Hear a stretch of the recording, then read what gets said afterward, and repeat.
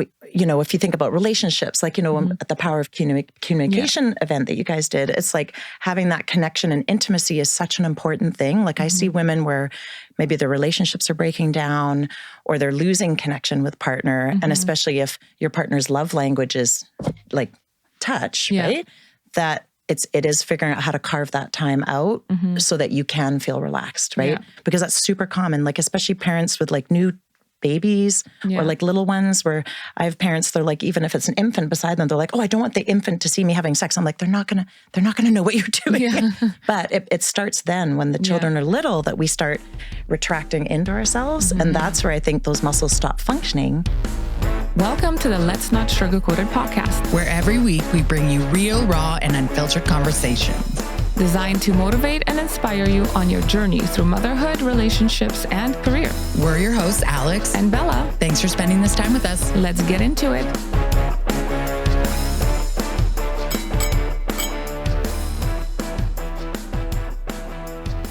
Welcome. Today, we are talking all about the pelvic floor. And we have Corinne, who is the proud owner of Kare Physiotherapy and has specialized in the field of pelvic floor therapy for close to 30 years.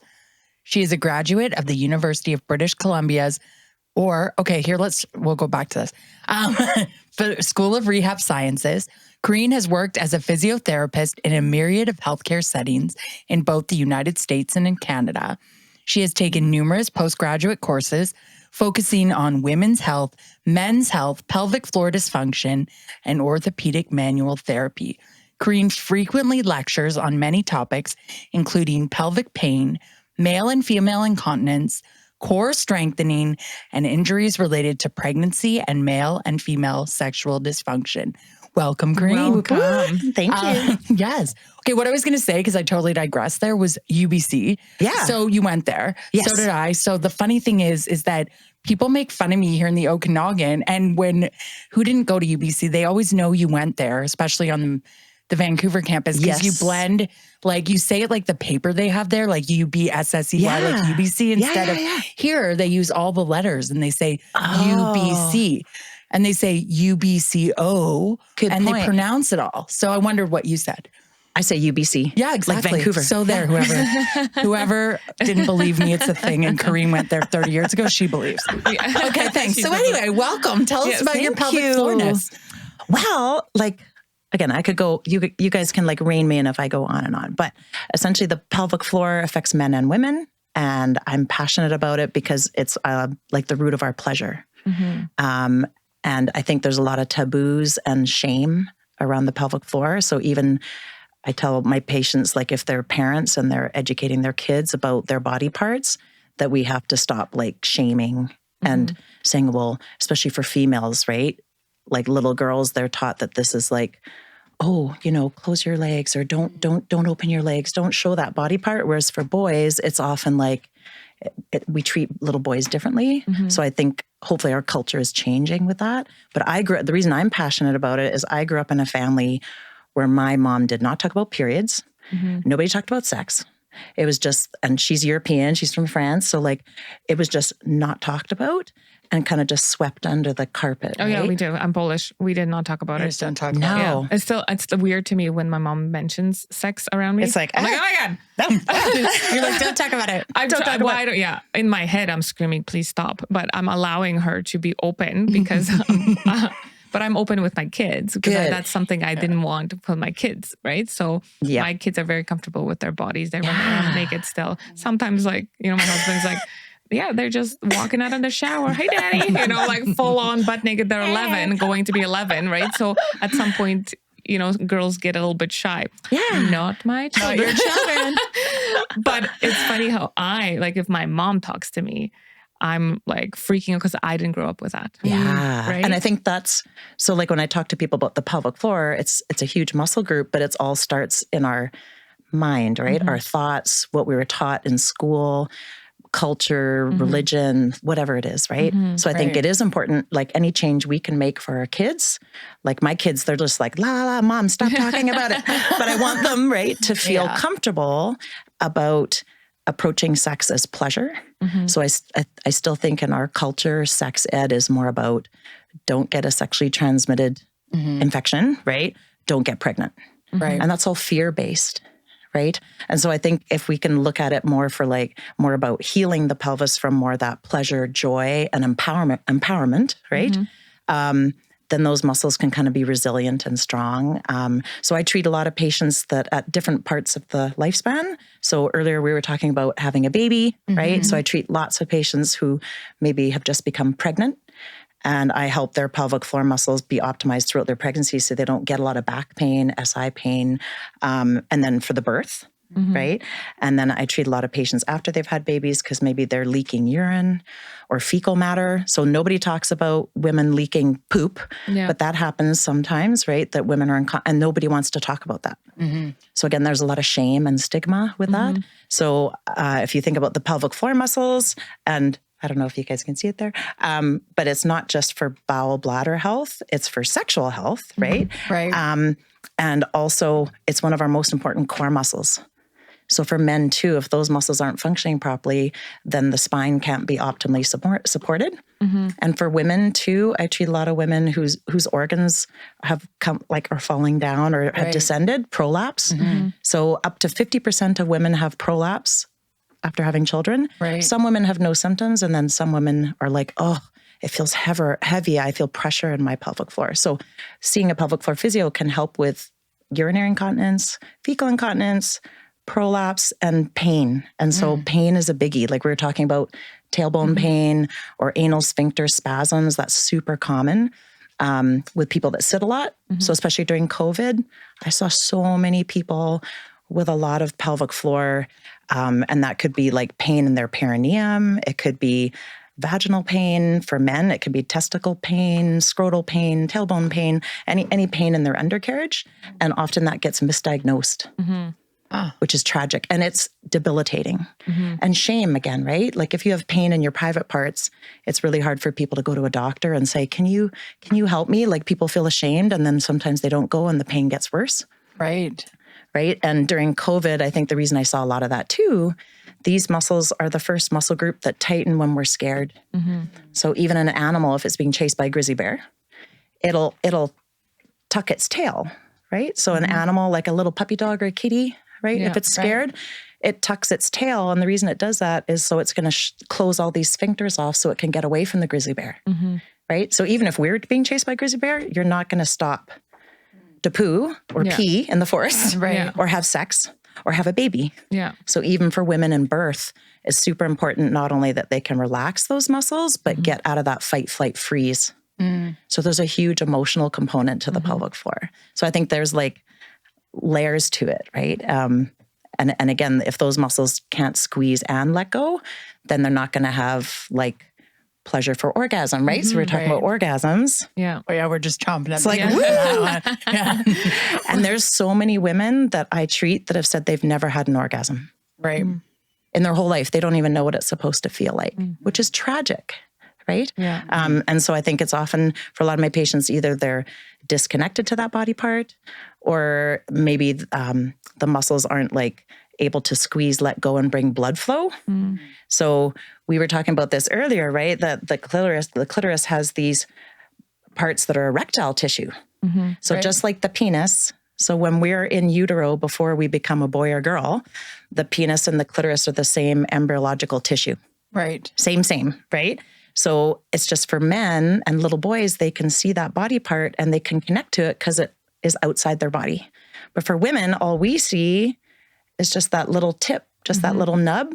But there's so much more of the erectile tissue is actually, so if that's the urethra, this actually is like underneath the labia. So it kind of goes like that. So alongside the vaginal opening, if we put something in the vagina, like a finger or a toy or penis, whatever goes in there, right? It's more these erectile bulbs puffing up that give you the ability to feel sensation. So when these guys don't get erect, that's where some women are like, you know what? I don't feel orgasm, but else I don't even really feel if something's in there. Right? So it's not just the muscles, it's more, is this, can the clitoris actually get aroused and have sensation? Because that's where all the nerve endings are. So can someone bring that back? Like say it doesn't work or something? Totally. Yeah. Yeah. Well, that's what I do with a lot of patients. I want to know. With a lot of patients. Well, it's just because like, I'm so curious because come on. But from my previous relationship before I got married, sex was completely different than what it is now with my husband. But even like turning 40, it's even more different. You know, I'm able to actually have multiple orgasms. That's amazing. When I didn't before, right? The problem I would say I have is because I've had so much trauma down there because we did in vitro. I did a lot before we got pregnant. I had a lot of surgeries. I had a lot of, poking and prodding and stuff done. And then I got pregnant, had a bad pregnancy because I was pregnant with twins. And then I had a C-section. And then just last October, I had a hysterectomy. So it's a lot. It's a lot. Yeah. So relaxing for me is hard. I always tell my husband, be gentle because I'm a virgin. Because it feels like I'm so tense at the beginning. Like it's just, but it is all in my head. Well, it's not just, that's a good point. It's there is that mental piece. Yeah. But I tell women too, in my clinic, I'll say, okay, the pelvic floor is like, the undercarriage. Mm-hmm. There's so many muscles that attach close to this area. And even the muscles that like rotate our hip, there's actually like these muscles in here. So there's actually hip rotator muscles that blend into the pelvic floor. So I treat tons of patients, for example, horseback riders, people that have done ballet, gymnastics, figure skating, that have been taught to clench. So sometimes it's not just in your head, it's movement patterns that we've had from certain sports. So it's me teaching, making sure muscles on the outside and on the inside can all work as a team. And then our diaphragm, the muscle we use to breathe, works with the pelvic floor like a piston. So in a state of anxiety, stress, trauma, I have so many clients that have had different, whether it's birth trauma, surgeries, sadly, sexual trauma, right? Those muscles will do anything to protect us, right? So as a pelvic physio, it's kind of looking through the mental, emotional, and physical, right? And peeling those layers. So it's not just in our head at all. And the body it'll remember the C-section, the hysterectomy, like there's even just scar tissue can kind of pull like a spider's web, right? The fascia, right? So sometimes it's just how we're breathing. Yeah. I've had patients where all I taught them to do was breathe and get into rest and digest, not fight or flight. Yeah. Right. And they're like, oh my God, I had the most amazing orgasm. And so again, if you're being chased by a grizzly bear and you're in fight or flight, you're not going to stop again to have sex or receive pleasure. Yeah. Right. So sometimes it's kind of looking at like that whole, all the muscles working like in a synergized kind of way. So for example, I have patients, they'll say, oh, when I'm on holiday, I can have mind-blowing orgasms. Yeah. But then when I come back home, how come I can't? And I'm like, okay, that's probably a stress response. When you're on holiday, you're relaxed. You're not thinking about the laundry and doing dishes and like all that, right? Yeah. And there's some really good research actually out of UBC Vancouver. There's a researcher named Dr. Lori Brotto. And she's actually looked at women with low desire, low libido, but also like inability to orgasm. And she said out of the research, so for sure hormones have a role to play, but she said in her research, it's more the stress response. So she uses meditation with her clients and has done that research to help women actually get not just orgasm, but get desire, that hunger for intimacy, which I think we sometimes lose when we get busy as moms. Right? Cooking, cleaning. And then all of a sudden your partner's like, oh, do you want to have sex? And you're like, right? Like you're like so tired. So it's about nourishing, I think, again, all those layers of our... Yeah, for me, it's more like we always have a full house. So I don't feel, I'm locking the door. And it's like, is a kid going to come in? If somebody's going to hear, like, it's totally not a freeing experience.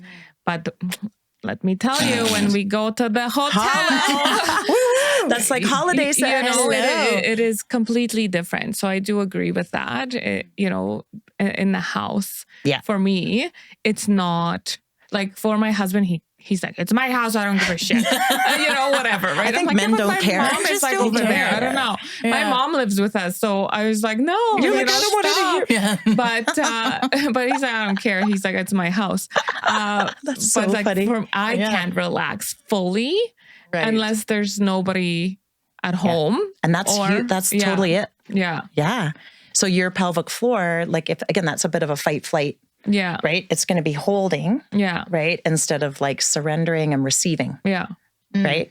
So, yeah. Well, we talked about that last time we went to when I was flying before New York. Okay. And went to a hotel. I'm like, man, this is so much better. And he's like, well, why aren't you like that at home? I'm like, dude, we have 2 kids that are trying in. My mom, somebody's always there. The cat's meowing at the door. It's like, frick, I can't relax. Yeah, for sure. I can't. So the lesson here is every weekend you need a hotel room. That's right. There you go. Yeah. That's right. Or get out of my house. Get out. Yeah.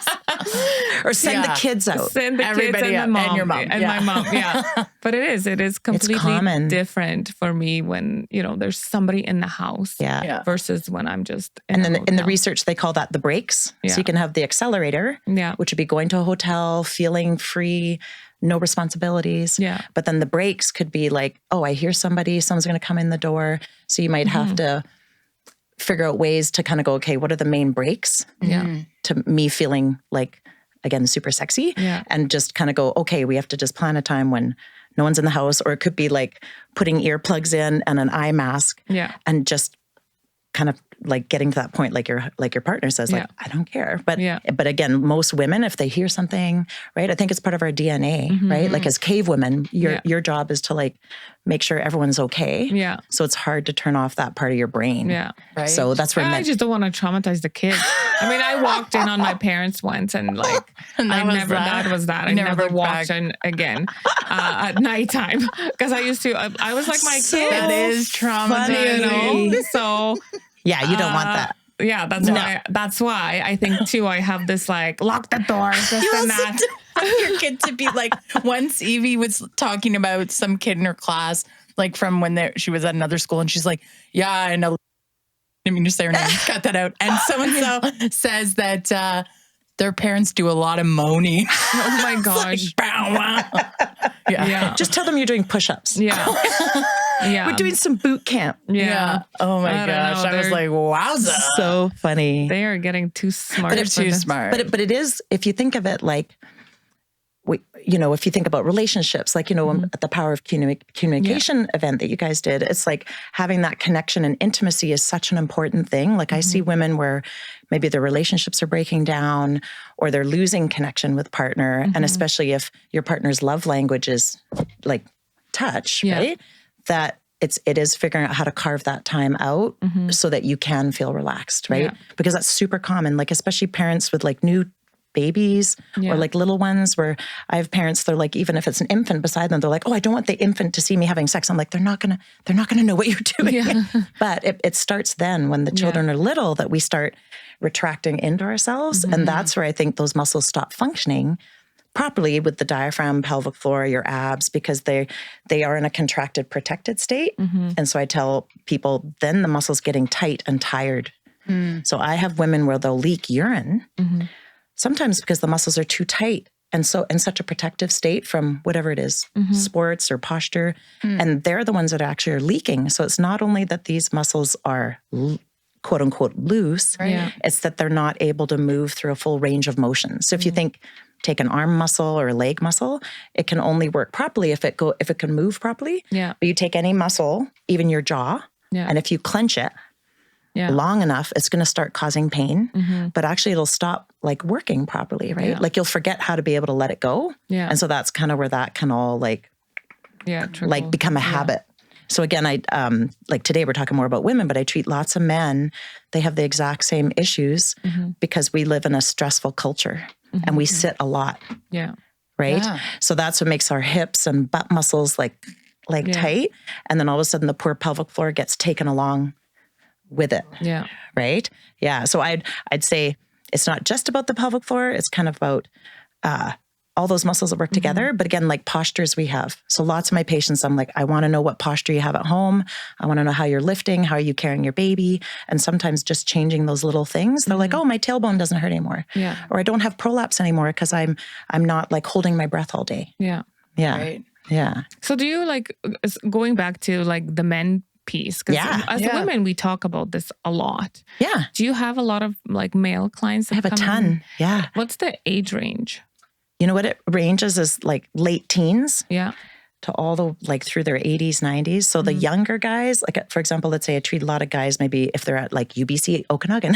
So let's say kids that are at school, intense stress. So let's say maybe they're studying, they're writing papers, then exams hit, and they're just so tight in their body, but also they're not getting out for exercise because they're just pounding away on the papers. And so what I see with those male patients is often they'll go to the health clinic and immediately they're often misdiagnosed, or the doctor usually says, oh, you probably just have an STI. Because often their symptoms might be like burning with urination, painful ejaculation, pain in their perineum, like in their undercarriage. They might say, oh, it feels like there's a golf ball there, or I just can't sit, it's so sore. And those are often signs that, again, they're so stressed and so tight and not moving their body, like they're not probably going for walks or doing yoga or whatever, right? So that's where I see the younger guys. And then I treat lots of like accountants, financial planners, people with a lot of stress, or again, their tax season, they're sitting and just so much stress. Same thing. They'll say, oh no, now I have post-void dribble, and again, that's often the muscles are tight and they're not fully letting go. And then my older male clients, maybe I treat a lot of men that have had prostate cancer, which is really sad. But often if they've had surgery, then they might have erectile dysfunction or be leaking urine. And if they've had radiation therapy, that can affect the tissues too. So that's where I kind of see men is like throughout the lifespan. Lots of hockey players. Oh my God, I treat so many hockey players because they're on ice. So imagine if you're on a slippery surface, if you don't kind of clench your inner thighs and your butt and hip muscles, I treat lots of goalies. Right? So in the goal, they have to rotate their hips in quite right. And they have to like jump quickly to get the puck and stuff. So if they've played a lot of hockey their whole life, they might not know they're not letting those muscles relax when they go back home or when they're, right? So it totally becomes a habit. So how would you start a conversation with good question. Good question. Because a lot of these are very sensitive issues, right? So before patients come to my clinic, I send them an online form that has a whole bunch of questions. And it's interesting, often when they come see me after filling out the form, they're like, oh, I didn't realize a lot of these symptoms all interplay. So for example, let's say I might have a hockey player that says I have tailbone pain with ejaculation, and post-void dribble. And then they come see me and I'll say, that's all related, right? They're like, really? I thought they were all separate problems. I'm like, no, those are all to do with your pelvic floor, right? Or maybe also they have a hernia because now their core muscles aren't working, right? So I make them fill out a form that kind of addresses their mental, emotional, and physical health. So even before they come see me, I have an idea of like, what's their stress level? Are they really juggling a lot of balls at home, right? Like maybe they just had a divorce, they just moved, and something happened to a family member. That's going to cause a stress response.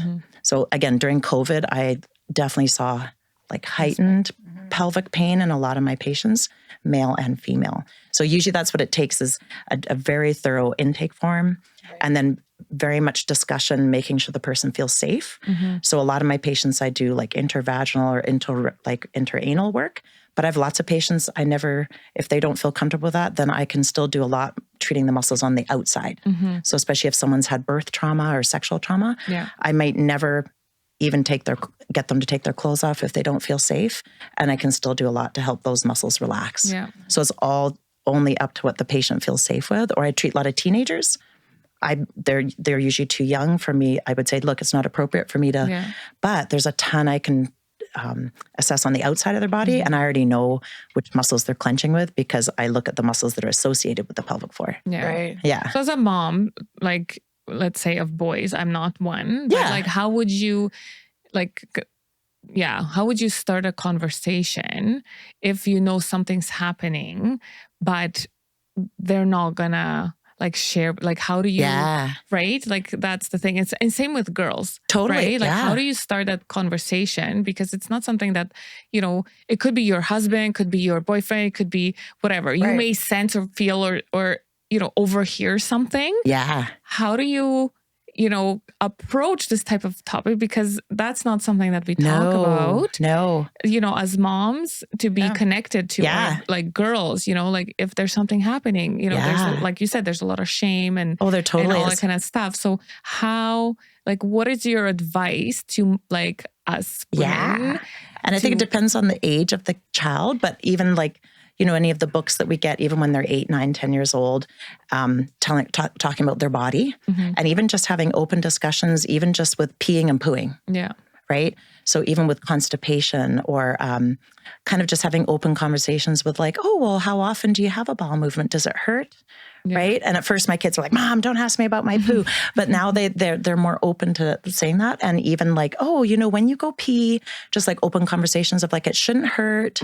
You shouldn't have to strain. Right. Like, what's the color of your pee? Like even those conversations. And then when they're a bit older, like let's say girls leading up to when they might start menstruating, just having those conversations about body parts, but kind of saying, oh, you know, if you ever want to use a tampon, you know, the first couple times might be uncomfortable, but then after it shouldn't hurt. And if it keeps hurting, that's an indicator the muscles might be too tight, right? Or they can't get a diva cup in. So I treat, again, a lot of teenagers maybe that do, again, sports that create tension. Like let's say, I'm not saying ballet's bad, but I do treat a lot of kids that do ballet.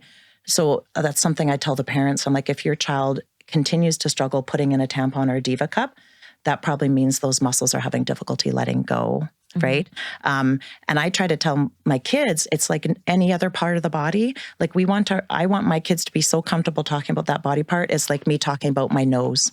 So when we talk about our elbow or our nose, we don't go, like we don't start kind of acting weird. And some of the courses I've taken that talk about how to parent from the time your child's a baby, they say it starts there. So let's say if you're changing a baby's diaper and maybe the baby had a poo, and if you like wrinkle up your face and you're like, ugh, and you like make all these noises, that baby is picking up on that communication right away, right? Which is very different than if you're like, oh, you had a poo, okay, let's clean it up, and you just wipe their bum and you put their diaper on, but there's no judgment on your face. Impossible. Some of the poops, just the smell.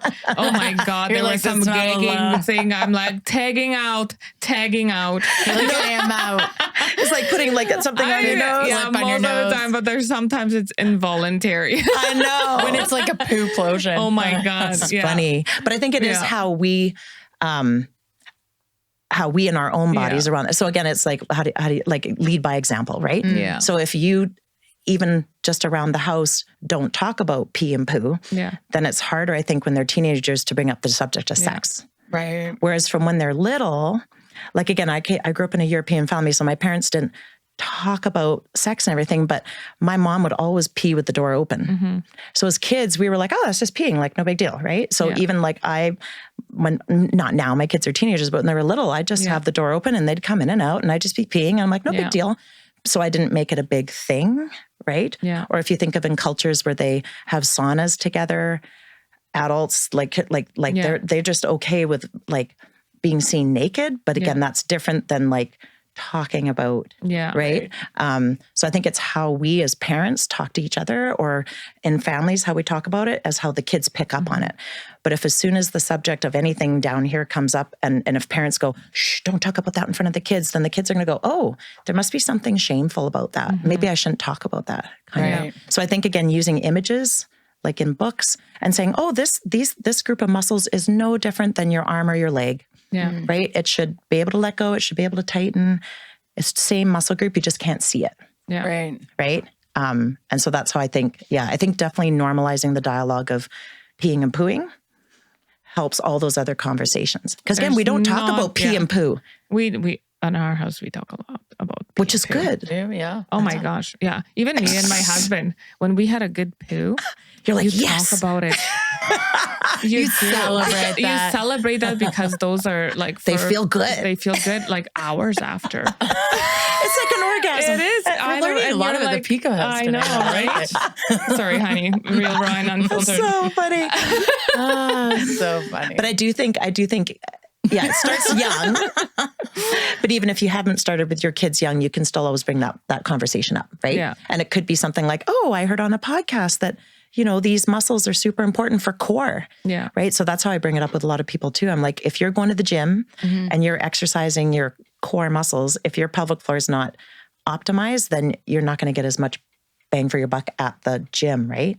So I think, we're often not thinking about in the whole bedroom. Or in the bedroom. I know. Dun, dun, dun. Yeah. So when we were talking about, what happens if women can't have orgasm or don't have those pleasurable sensations, then for sure I educate my patients on even like using vibrators or toys, just right? ask her that. Yeah. Because it's like, I think the research says like 70% of women, the majority of women cannot orgasm just from penetration alone. Right. So what that means is the clitoris is what needs to be stimulated. So the women that can orgasm just from penetration, they're like, that's awesome. They're like the unicorns, right? So the rest of us need either stimulation to that erectile tissue, to the whole clitoris. So that could be any type of toy, right? So I do help my patients figure out, okay, should we use vibration? Should we use, like, what kind of toy do you want to use? And then hormones are a huge piece of it. So I treat a lot of women perimenopause, menopause.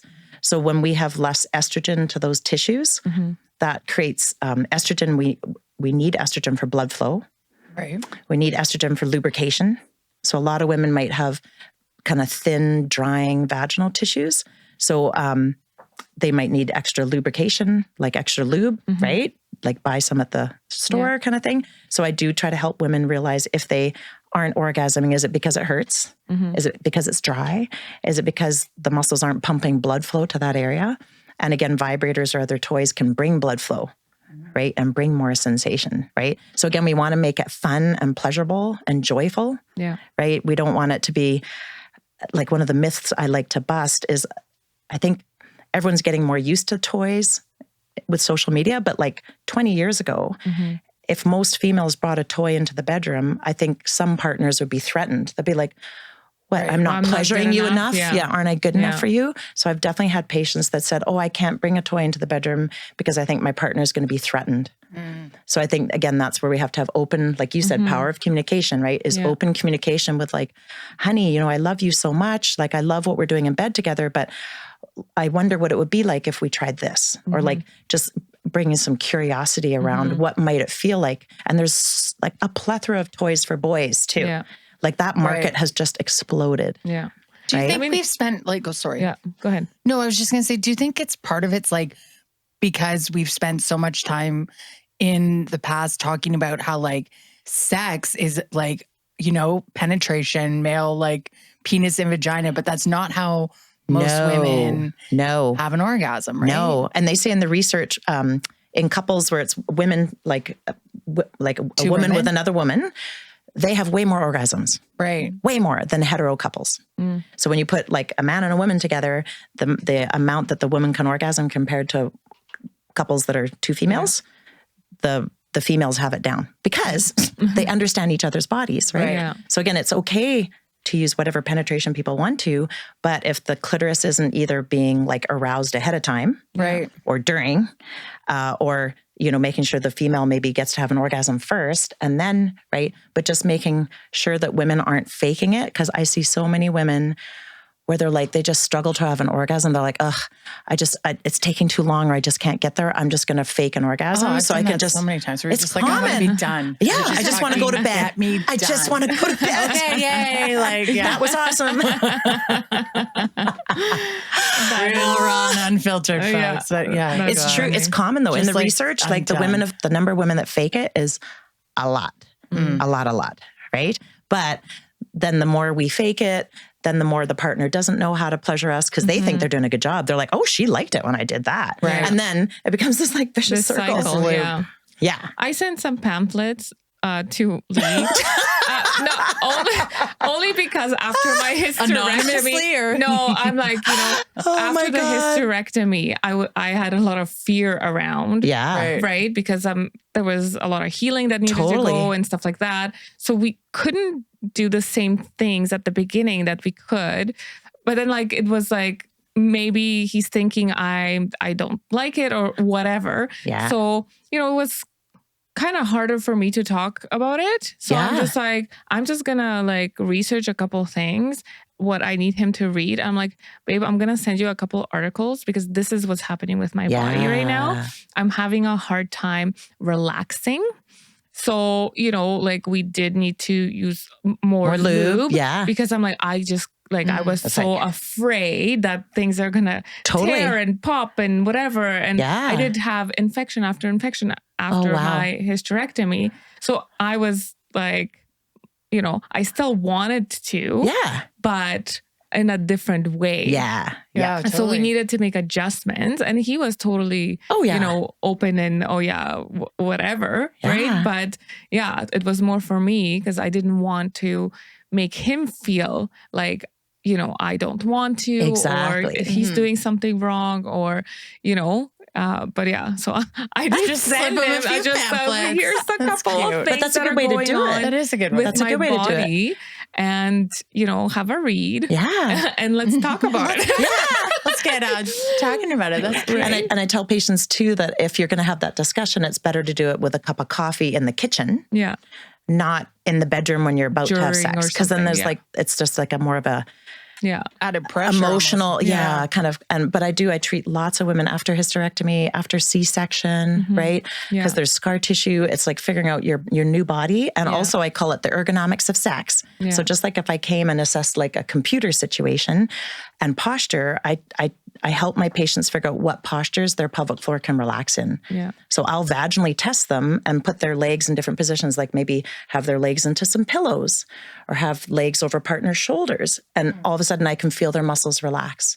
So because those pelvic floor muscles work with your hip and your butt muscles, if your hip muscles aren't relaxed, like if you're trying to like support your legs, your pelvic floor can't let go. So if you put that on top of a surgery, it's like double whammy, right? So sometimes it's figuring out what position, or using pillows under the bum, or side lying, or like, there's lots of different positions, right? But it's figuring out what works best for that person postpartum, after surgery, maybe after a hip replacement. I have lots of elderly patients. So like, oh, my partner can't do that because he had a hip replacement. I'm like, that's okay. There's like 1,000 other positions we can explore, right? And again, that sex does not have to include penetration.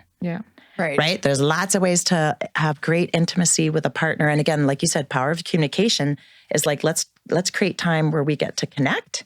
It doesn't have to be penis and vagina sex, right? It could be you both have a sensual massage, or you both masturbate, or you watch an erotic movie together, or you fantasize, or you like role play. Like there's so many different ways to get the brain and the body where it becomes fun and exciting, right? Like that's what sex is supposed to be. It's not supposed to be like, it's Thursday. This is what time. This is what time we have sex. Let's get it over with. Like that's like that's for not me, how we want to live lives. Because like I really did enjoy. We did one thing one time. Whoa! She's like, what was it? No, it was not. No, it was just I wanted to experience the whole, closing your eyes and the touch. Right. So we sat facing each other, and all we did was, touch the head, whatever. It wasn't all about like, let's get on. And then the connection and the sex was so much, I don't know, more intense. And just because you started to feel like even sitting together, that energy, you started feeling that closeness, that bond. And then you started getting, aroused or whatever. Right. So it was actually, but I can't do that in the house. So I just need to kick people out. I think sometimes you need to kick people out. Sometimes it's even like, kind of like in tantric yoga or tantric sex is, let's say if you and your partner were sitting back to back. So sitting facing away from each other and breathing together. So like just noticing the breath together, right? And then maybe if it's turning around facing eye to eye, and maybe you build up that energy, and then you go, okay, we're going to let that sexual energy just simmer. And now we're going to go have dinner. And then we're going to da-da-da-da-da. And then you let that energy build. So that's the idea of tantric sex, right? Is it's not supposed to just be 5 minutes, wham, bam, boom, boom, right? You're supposed to breathe, sometimes move together. 5 minutes, boom, boom. Because and sometimes that's okay. Sometimes it comes and it's like literally. Wow. And but then like there's more, right? So, but I've like again, I in my 40s, I don't know, I've discovered like the multiple orgasm thing. That's amazing. And it's really working for me. It's really doing it for you. That's pretty awesome. You know, that's good. So, and I think that's common as we get older. Yeah. Like I would say that for myself too, compared to my 20-year-old self. Yeah. My 20-year-old self was just faking orgasms all the time because I didn't feel anything. I didn't feel connected. I didn't, like, I was like, what's this all about? Like I might, like, it didn't feel like my clit was alive. Right. And I think it wasn't until I had children and felt more like female and then felt like I had more wisdom to kind of say what I wanted in the bedroom. Mm-hmm. So I think that's where as women get older, I think we're less afraid to say what we want. Yeah, right. Versus when you're 18, 19, 20, right? You're like, oh, I don't want to I don't want to upset that person. Like, I think you're more comfortable with your body, and it's not all about like as in the 20s, it's all show. Yes. You're like there to make sure that they have the pleasure. You know, it's not about you. No. It's all about them. At least that's and then how like, it was. whoa. And, you know, and then you're just like, fuck it. It's your turn. It's my turn. Literally. I'm not doing this anymore. And I'm going to think about me. And I mean, it's been phenomenal. Like, it's just, And I do think women are more empowered. Again, if I think when I was in my 20s, I would have kind of, I bring condoms on a date, let's say, but I'd be apprehensive to bring them out. Whereas now, the 20-somethings now, they're like, oh yeah, I bring the condoms, I bring my sex toy. Like, so I think younger women now are more empowered to be like, no, I want to have fun in the bedroom. And because of being able to order stuff on the internet, right? So I think it is good women are saying no. Both parties should have pleasure, whatever that looks like, whatever gender, whatever the relationship is, right? That we want it to be fun and again have that emotional connection, kind of, right? And sometimes not have the emotional connection. You might just be having solo sex. So I tell that to my patients too. Like, sex does not have to include another person, right? So I think when we're really good at having solo sex with ourselves, that's what makes us even more able to have it with another partner. And that's what I do a lot with my patients. I'm like, look, if you don't know what brings yourself pleasure, it's really hard to explain it to a partner. Yeah. Right. And so like you said, with your partner, when you were just touching and just like exploring each other, I get my patients, even just every time you have a shower in the morning, it's just taking time to like notice, like, what does the soap feel like? Or when you have your coffee, what does it smell like? So you're just like present in your body. Yeah. Because if we don't practice it a little bit all day long, then when it comes to sexy time at night and all of a sudden you have to be in your body, you're like, oh, I haven't practiced that. I haven't practiced breathing. I haven't been, so that's where meditation and again, connecting to all the senses all day long makes for like mind-blowing sex. Yeah. Right? And just building that excitement with your partner. Because I think a lot of us were disconnected, right? Like I have a lot of patients, I'll say, what does your soap feel like in the bathroom, right? Is it slippery? Like, what does it smell like? They're like, I don't know. I've never really like smelled it. And I'm like, well, you should like choose the things in your shower that bring you joy, right? Like maybe get a different shampoo that smells amazing. That's going to make you feel more embodied to maybe connect in a sensual way with someone later that day, right? So I think it's an all day thing. All day. Sex, right? Like imagine like, if you have like a date and you it's your first date with that person, all the things you do to get ready, that's what builds the excitement because you're like, oh, what am I going to wear? Yeah. And what, all the things. Whereas I think when we've been with a partner for a long time, you have to put a little bit more effort into like getting there. Yeah. Yeah. What's that book?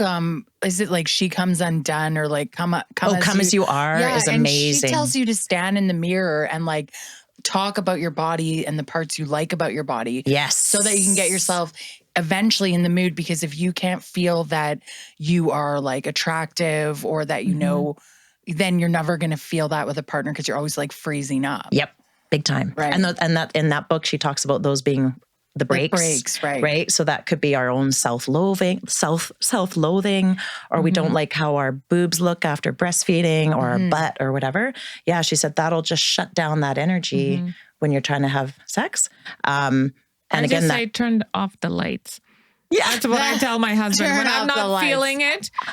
Just turn off the lights. Turn off the lights. I need it dark And then he it's listens done. because he knows, like, then I'm more comfortable. Yes. You know, whether when I feel good about myself, my body, like leave the lights on, whatever. You're like, woohoo. Right. But when I'm like, not, I went to the gym every day this week. yeah, You're keep leaving the lights on. I haven't been in the gym for a month and a half. So definitely love. Lights Yeah. off. Yeah. But I think it's true in that book. She said, figure out what your breaks are. Mm-hmm. So let's say if it's like, okay, I'm afraid someone's going to come in the door, then you work on locking the door, right? And then if it's like, oh, I don't like how my boobs look, then it's like, oh, maybe I'll wear a sexy negligee that covers that part I don't like. So you're removing the brakes. Right. And then the accelerator would be like, oh, I had a nice bubble bath. I had a glass of wine.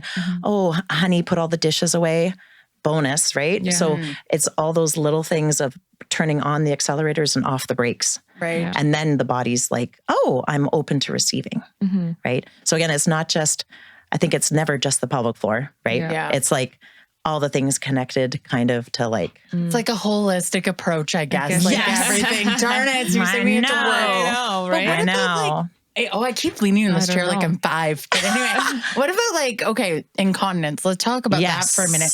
Because I said to someone when you did that talk at Body Bar, I was like, the person beside me, I was like, you know what? Sometimes I think that I stop myself from having an orgasm because I think I'm going to pee. Yes. And That's is common. this a thing? It's it's very common. So that can be like the coordination of the muscles, right? So kind of like if you go to boot camp or something and you need the muscles to be coordinated to jump on and off a box, let's say.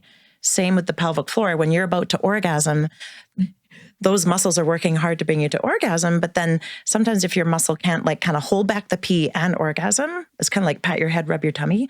So there are certain types of Kegels I'll teach people to like practice their coordination. Versus, let's say, if you said, oh, my problem is I can't hold the pee as I pull up into the driveway and hold long enough to get to the front door, that might be an endurance problem, right? So just like if I was testing an arm or leg muscle at the gym, I'm always figuring out, okay, is it a coordination problem, endurance? Maybe they're not letting go. You know, and even I always joke with my patients is even if you were having intercourse and a little bit of urine leaked out, most partners don't even know because it's all like other bodily fluids happening. But sometimes it's the fear of possibly peeing. You're right. It'll just stop the orgasm. Yeah. And then it's Right? like, oh, this is like, You're like, that was not fun. Yeah. No, but that's a common thing. Huh. Yeah. Yeah. Or like, and again, this kind of might sound nasty to people, but if I have patients that have had an anal sphincter tear with a birth, they might leak fecal matter at different times where they're not wanting it to come out, even in a sexual situation, or pass gas when they don't want it to come out. Right? So there can be tearing that happens like from the vagina all the way through to the anus. So then it's like now you've got fecal problems on top of the urinary ones, right? Man, being a woman It's not Like, fair. you give birth to these like I know. babies and then it's not fair. And they ruin your boobs. I know. And they ruin your Your cucaracha. Yeah. So no, totally. No, but that's where pelvic physio can help is getting that back. And like we were saying earlier, birth prep. So I think if more women like saw a pelvic physio before having the baby, Right. then less damage occurs during the birth. So then less likelihood for incontinence and all the rest of it, right? I wish we knew more about it. I know. I know. They didn't teach us. They don't No. teach you get help. Like my sister-in-law went right after and she was like, oh yeah, someone was always up in there like helping me figure out what muscle to use and stuff. Yeah. And I was like, oh, I feel like somebody should say, oh, and when you're done or before, go see a pelvic floor specialist. Yes. And I wish like a magic wand, like if there was government funding to fund that, because a lot of women don't have access to it. Let's say if they don't have extended benefits. So in France, I don't know about what it's like in Poland, but in France, I think they get 12 visits paid for right after they have the baby. And that's 12 physio visits. And it's the physio who says whether or not the person can go back to exercise, go back to running or boot camp, right? Because I think I see a lot of women fall through the gaps. Those Europeans, they really know. I know. Well, because I know. It's just the funding is like care. different. Yeah. But you're right. It starts with the education with our kids Yeah. too, right? To be connected to those Curiosity and muscles. I think, 100%. Yeah. So you were talking about all I know about pelvic floor is Kegles. Well, Right? good question. So, yes. Yeah. So can you expand on, because you said Kegles is to like help build and contract, but then when you're super tight and then like, what do you do to relax? Like, right? So Good question. So the first thing is the breath, right? So even if you're meditating or deep breathing, so when we inhale and our rib cage expands, our pelvic floor relaxes. And then when we exhale, our diaphragm and pelvic floor kind of contract together. So there's kind of this inhale, exhale always happening with the pelvic floor. So breath is the most important thing to start with. So it could be like one nostril, like pranayama breathing. Yeah. So I'll test my patients vaginally as they breathe and figure out which breath like helps them relax the best, right? And then like definitely hip stretching. So let's say like happy baby in yoga. So a lot of hip opener kind of stretches. And then the third thing would be throughout the day, noticing if you're clenching your bum. So just like TMJ, like a lot of people clench their jaw and they don't even know they're doing it. So most of my patients with a tight pelvic floor, 9 times out of 10, they're also like have tight hip or butt muscles. So sometimes from like, again, previous sports posture, people that cross their legs all day, like, you know, that like, right? Yeah. Sometimes that creates like tension because you have to kind of have tension in your inner thighs to hold them that way. So it's again, it's sometimes me helping with the patient go through their day. And I'm like, how do you sit? Like, what kind of sports do you do? Like, what's your stress level, right? And then that's how I teach them how to relax. So let's say if they have a weird posture at work, I look at that and then that helps those muscles let go, right?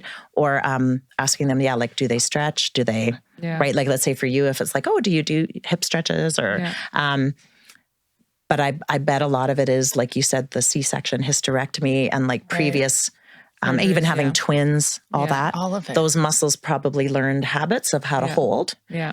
And then it would be like working with like a pelvic physio, just like number one, getting assessed. So then you're like, okay, like I have some patients, it's more just tension on one side. So it might just be tension on like one side of their pelvic floor. The other side's perfect. Yeah. Right. Right. And same with my male patients too. It might just be one-sided, especially my hockey player patients, because they're always like hitting the puck one way. So one side, they're usually quite strong and the other side, So sometimes it's just an imbalance. Right? Just like if you had a tight neck muscle, like when right? Like if you had a neck muscle doing that and you just like... Yoga was like... I was just about to say, when I was doing yoga every day, I was having the best sex of my life. Yeah. Like, I swear. We were like, probably I felt my best shape because it was like Bikram's yoga every day. Yeah. So I was like in shape. I was like... having all the sex. And it was, I think, because of maybe breathing. Totally. Breathing and stretching. You know? And I was so flexible. I used to cramp. It's so funny before I started. And when I was sex on or top, yoga?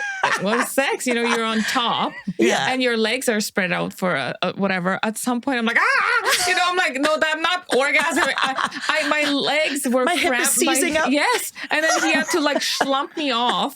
So then when I started yoga, I literally solved that problem very quickly. That's why, they were now I can do more position, like she's like, more flexible. Yeah. The yogis are crazy. Like, I remember being at a party once with a bunch of yogis and like this like couple and yoga instructors who were together were having sex in one room and they were yelling thank you to the yoga instructor. And I was like, why was they thanking him? And they're like, best sex of my life because you're so flexible. That is awesome. So, and best orgasm. Yes. So it is. It's all that. It's the not just the breathing and the stretching. It's the decreased stress response. Wow. So again, back to Dr. Lori Brado, right at UBC, where she said it's our heightened stress levels that are usually kiboshing the sex. Yeah. Wow. And libido and desire and ability to orgasm. So I bet the yoga, it was like decreasing your stress levels. And that, and then being embodied. So like yoga really makes you present in your body. It does. Like super duper, right? So I think that's what makes us more present with the yoga. So everyone should go see you is basically the moral of the story. And start yoga. And do yoga. Every day. And do yoga. And solo sex. And solo sex. Yeah. And I think that's important, I think, for our teenage girls or girls growing up is again, like how to have pleasure yourself. Yeah. And be okay with that. And then you can bring it. And then, and even if you never meet someone, at least you still have good connection with yourself. Yeah. Right. Because I think boys, they know how to do that like from the time they were little. Like their private parts are just there and they're in the tub and they're like, oh, look at my penis. And like they're used to touching and playing and exploring. Right. But as I think our daughters and the girls in our culture, we don't see that in movies, right? Yeah. You don't see like, oh, it's okay to touch those parts in privacy, in the privacy of your own room, in a safe space, right? Whereas I think boys, because it's just exposed. Like they are totally connected. They know everything about that part of their body. I have patients that have never even looked at their vulva. And I tell them, I'm like, you know, you want to like get out a mirror, get connected to that body part, because let's say, what happens if you had cancer? Right. What happens if you had a lesion on your vulva and nobody's looking at it? Like that could be a problem, right? So even just from a basic healthcare perspective, right? I think it's important that we know what our body parts look like, feel like. Right. That makes sense. Like, if you never knew what it looked like, then you wouldn't know. No. Yeah. And then again, there's that shame again, right? Where you're like, you don't want your partner looking at it, because if you've never looked at it, you're probably not going to want the doctor or a partner or like anyone to look at it, right? Yeah. And that's important. I think when I have patients going for a pap smear, I have lots of patients that have excruciating pain during a pap smear because the muscles are tight and the doctor can't even get the speculum in. And then that's traumatic. That's me. Right? That's so traumatic. Yeah, you had that. I had that. My actual gynecologist, before I went to hysterectomy, we were going to do ablation. And then, so I needed to go in and get a pap test, and she needed to take, you know, like a sample of my cervix kind of thing, right? She could not my body goes into, it literally goes into shock, and I start shaking. I start crying, and I tell her, just go for it, just do it. But she didn't know me first time meeting, right? So she did ask me if I was sexually abused because the response that my body has now to all of that. Wow. That's why I'm working on that piece. Yeah. Because I did have a lot of trauma throughout the years that, I could I've had lots of patients like that where they just start like shaking or crying. My legs, my everything. And and I just push everything out. Like it just, so I did go to ablation, but again, she actually couldn't do it because I was so uncomfortable even under anesthetic. So then we decided the hysterectomy was the best. I still have my ovaries. Yeah. I just, the tubes, whatever. Yeah. And then definitely those muscles have a habit of that's you being chased by a grizzly bear. Yeah. Yeah. Right? That's the fight, flight, freeze. Yeah. Right? So definitely there's ways of relaxing that piece. Yeah. Yeah. And feeling safe in your body. That's why I send the pamphlets to me.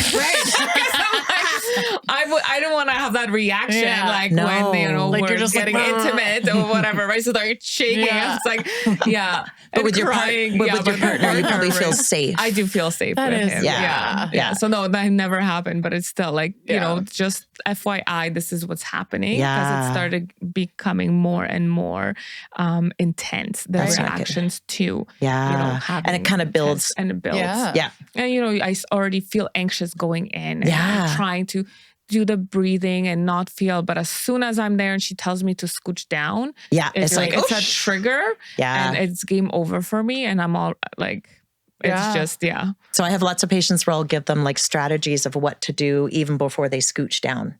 So whether it's doing happy baby, some hip openers, like you say, the deep breathing, and even having, so if I were to patent new gynecological beds, remember how I said we need leg support? Yeah. There's no leg support on those things.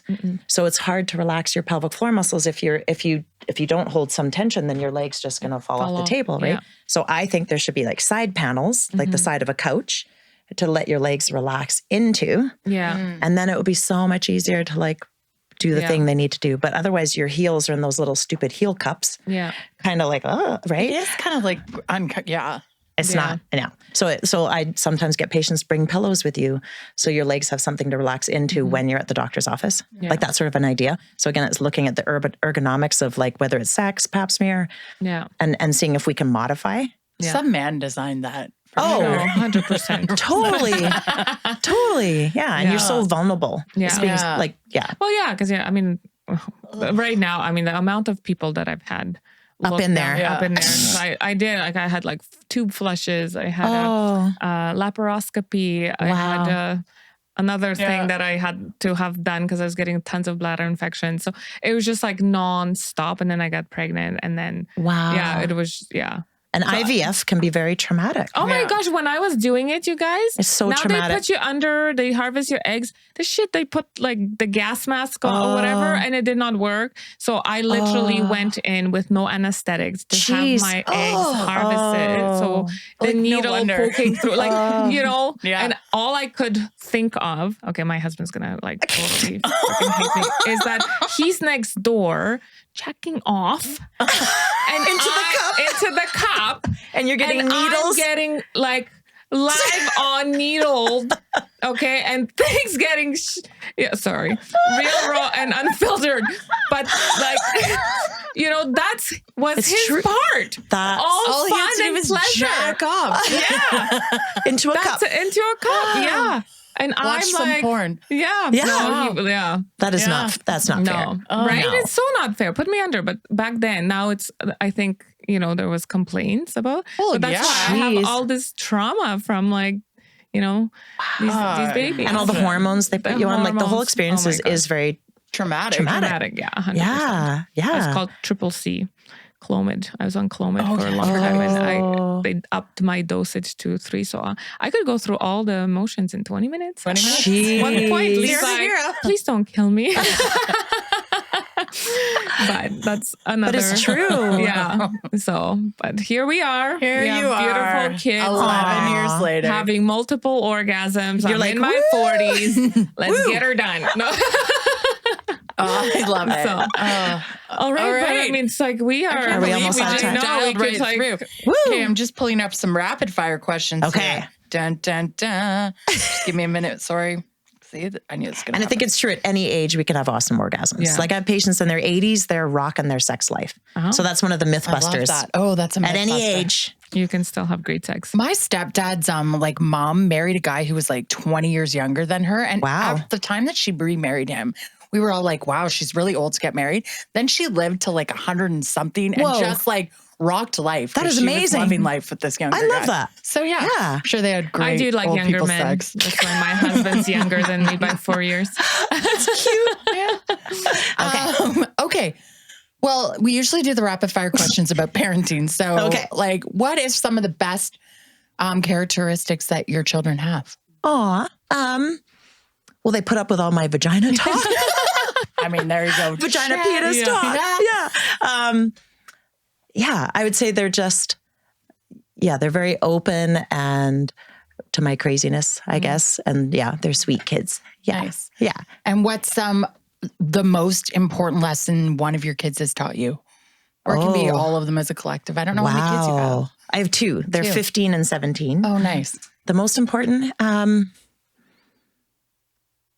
I think just family and connection, right? Like, you know, I'm sure with your kids too, right? Is just a deepening and connection that a profound love that I never thought I would ever feel, right? Which I would say most parents feel kind of, but like, I think they taught me how to love at a deeper level. Nice. Yeah, I would say. That is nice. Yeah. What is one value like that you have as a family, do you think? One family value that's really important to you? I would say joy and pleasure, right? And fun. Because when I grew up in a, typical European family, there was no fun. Right. Like I lived on a farm. My brother, my sister, and I just had to work our asses off all the time. My parents never took holidays. They just worked so hard. And so I've always tried to instill that more like time to like ski and have fun and hike and play and like connection through adventure and like activity kind of, I guess, right? Right. Yeah. Like more fun. Yeah. More fun. Yeah. That life isn't just like hard. Live now. Picking up rocks all summer. For tomorrow. Live for today. Yeah. Okay. And then my last question was going to be, although you maybe answered it with that question. Yeah. Like, what is something that your parents did that you were like, I am not doing this as a parent? Like, the whole no fun business. No fun. And they were just hard workers, right? Yeah. Like I'm sure they didn't mean for us to like not have fun. But in hindsight, my siblings and I, we've talked about it. We're like, was it weird that we never had a summer off? We just did chores. Like all our friends would be off doing stuff. Yeah. And if we had friends come visit the farm, like no kids wanted to come over. Right. Because they were. They'd be like, you pick rocks, and we're going to. So they're like, I mean, I love my parents dearly, but they just worked so hard. And I kind of feel like they never got to like have fun. Right. And when you aren't brought up having fun, I think they don't even really know what they missed. But I don't want my kids to miss that. Yeah. Oh, that's nice. Yeah. Amazing. Well, thank you for coming. And where can people find you if they want to? Oh, so probably Instagram is probably the easiest. Okay. So my business is Kare Physio, but it's with a K. Yep. So KarePhysio. Okay. And yeah, they can, or any other awesome pelvic physios in Kelowna. So I'm passionate about making sure wherever people live. So even if people are listening and they're in a different province or country, right? Yeah. To make sure they reach out for what they feel they need. Yeah. Whether that's pelvic physio or chiro, massage, whatever. Like I think just to optimize our health, right? But at the pelvis, like I said, I think nobody talks about it. So that's why it's awesome today to just be like, I want to just we're keep talking about it. It was so fun. Thank you for having us. Thank you for coming. Thanks for having us on your show. Imparting your wisdom with us. It was great to have you, Corinne. Thank you. Thank you so Until much. next time. That was Bye. fun. Yeah. Bye. We hope you enjoyed today's episode and that you feel more empowered, moved, and inspired. Be sure to check out the show's description and follow us on social media at Let's Not Sugarcoat It Podcast on both Instagram and Facebook. Also, check out our YouTube channel where you can view and subscribe to our latest episodes. What you have to say matters, so send us your feedback and ideas on what you'd like us to talk about so we can serve you better. And remember, motherhood is a team sport.